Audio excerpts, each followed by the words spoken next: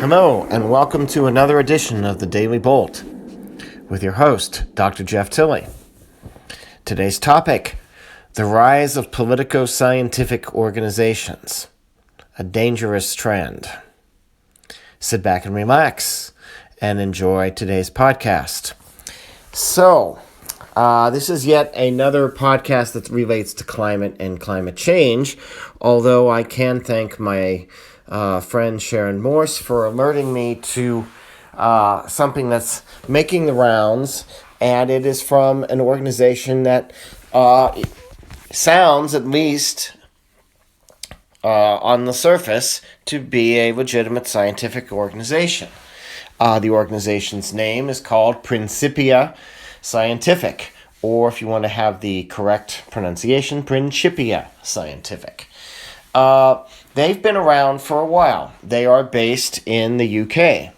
And when you go to read some of their articles, they certainly take the position on the fact that global warming is not an anthropogenic phenomena, that climate change is not related to greenhouse gases, and they have some arguments that back up these claims, which are, at least on the surface, reasonable scientific arguments.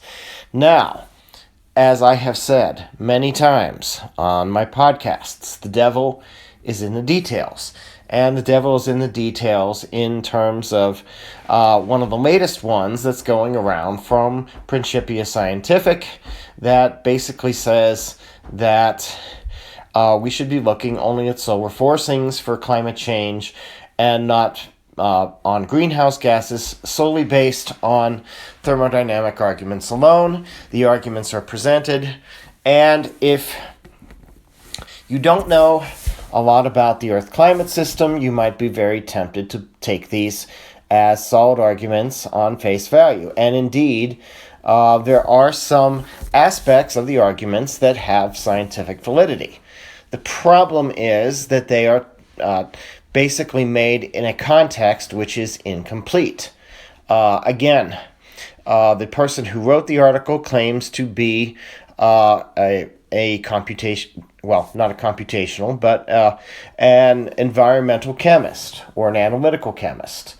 Not necessarily an atmospheric chemist, certainly not a climate scientist, climatologist, meteorologist, atmospheric scientist, but really just a chemist. A guy who works in a lab, mixes chemicals, deals with reactions, deals with thermodynamics. Thermodynamics certainly takes a role in modern chemistry. There's no question about that.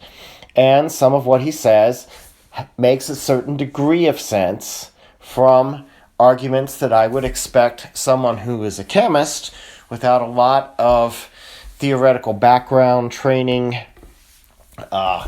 study in the atmospheric sciences or the Earth climate system to make. But because he's a chemist and he works as a chemist, it gives the articles definitely more legitimacy than perhaps anyone who is familiar with the organization would necessarily give it. Now, what do I mean by that? Principia-Scientific is an organization that has published numerous articles that could be considered what we call a climate denial article. They have the context of climate change and anthropogenic climate change being one of conspiracy theory, that the global governments have got together and this is their way to get control over everybody, etc., etc., etc., which is a narrative that has been picked up in various corners of the American electorate. And while there may be even some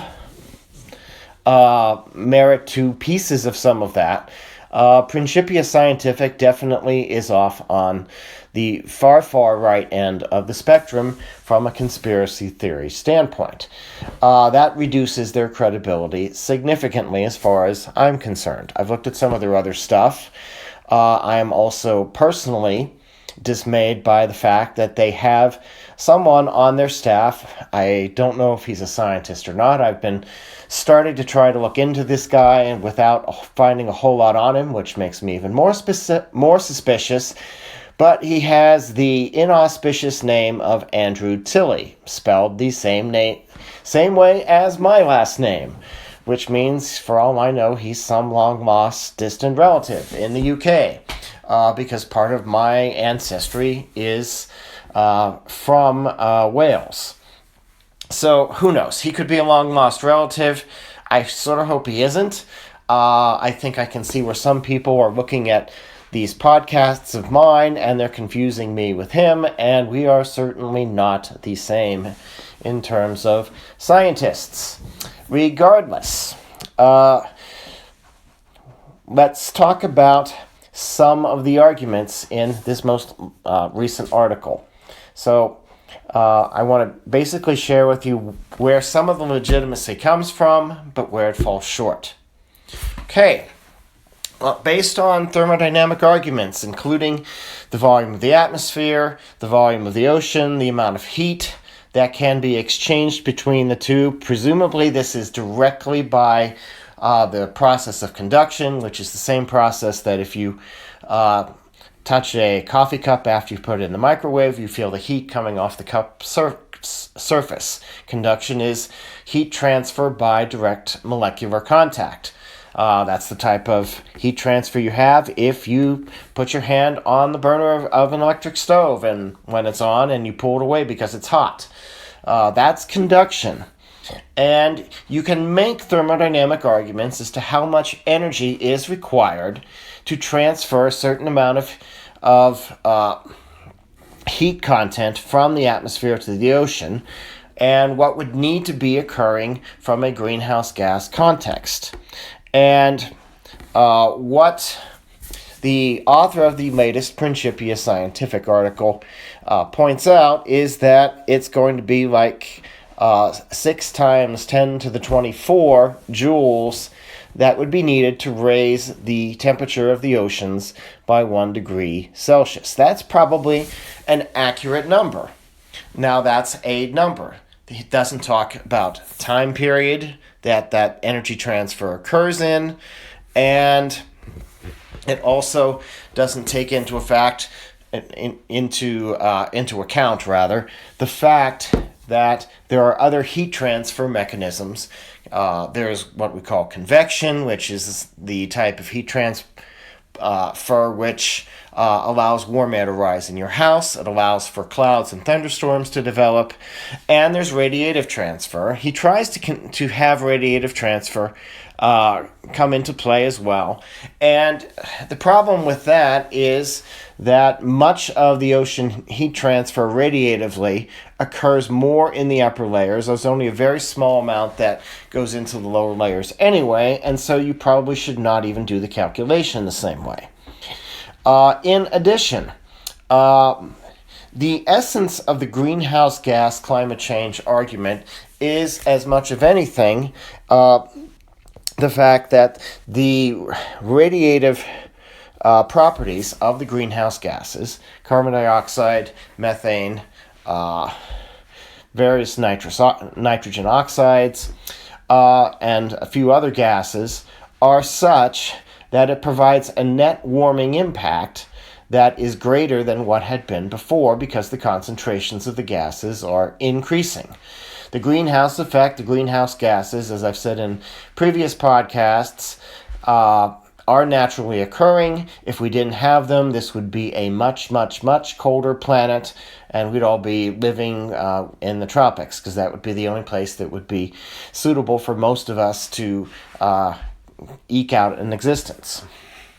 So, the entirety of the greenhouse gas argument by climate scientists relates to the fact that the concentrations of the greenhouse gases are increasing, and that allows for a greater greenhouse effect, trapping energy, re-radiating it back to the Earth's surface. So it's a relative effect, not necessarily an absolute effect. Now, we take this one step further, and we consider the fact that there is also, because of warmer temperatures, increased radiation to space. And there have been some observations of increased radiation to space, as well as the likelihood of an increased greenhouse effect down to the surface. So that suggests that what we're talking about with the increase in greenhouse gas concentrations, yes, it will provide a relative warming compared to what we would be if we didn't have the increased concentrations. A question to ask, and now I'm going to turn this back on to other organizations and scientists and even legitimate scientists, is what's the baseline? Is it a good baseline that we're doing all these comparisons against? And there is some reason to be a bit more skeptical about that from several other possibilities. First of all, the possibility that's talked about in the WMO report, in which you see everyone talking about, including Greta Thunberg and all these other people, it's the pre-industrial concentration of CO2. Well, is that an appropriate baseline period? It's perfectly appropriate if all you're trying to show is that increasing concentrations will produce a greater greenhouse effect.